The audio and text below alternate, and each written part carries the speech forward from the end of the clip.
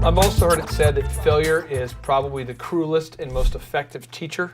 Yeah, it's very good. Where you have a marketing idea and you're marketing, and if you get no, you learn quickly that was a bad idea.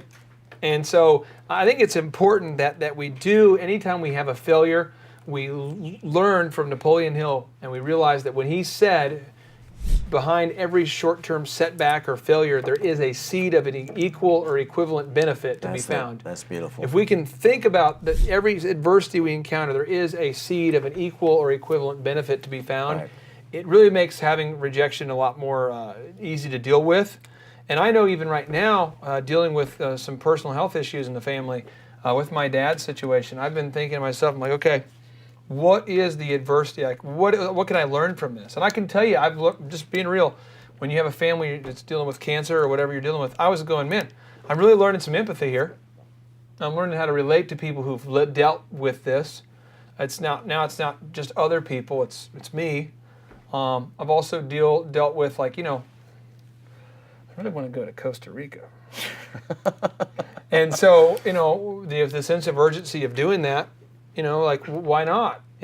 I've also learned that, this person in my schedule who drives me crazy, who's very unfruitful and is keeping me from my goals or whatever, I can move forward because I don't know how much life we have. It kind of reignites a sense of urgency. Exactly. So everything, though, every rejection, you can learn something if we're open to it. Now here's point 45. Point 45, here we go, point 45, look alive, here we go. Listen, and then consider speaking in that order. What?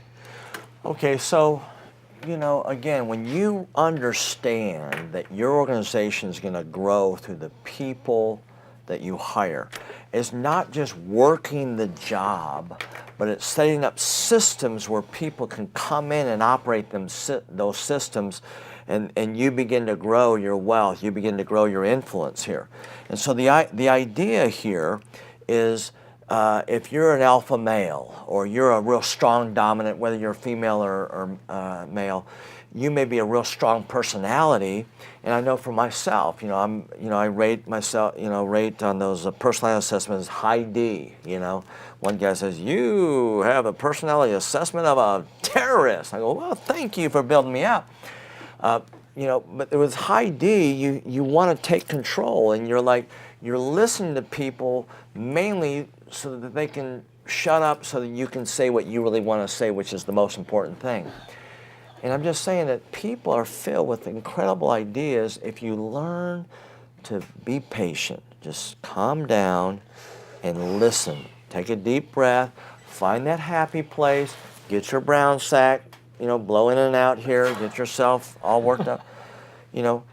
You're going to lose opportunity because you're running over people, and some people will never come out to play in your sandbox the way you want them to play unless you respect felt more them. tranquil and just relaxed after that point there. Yeah. 45. I'm going to move on to point 46 and kind of a calm, just smooth. Like it's like a butter sort of smooth transition. It's the right maxim for that too. Okay, so here we go. 46.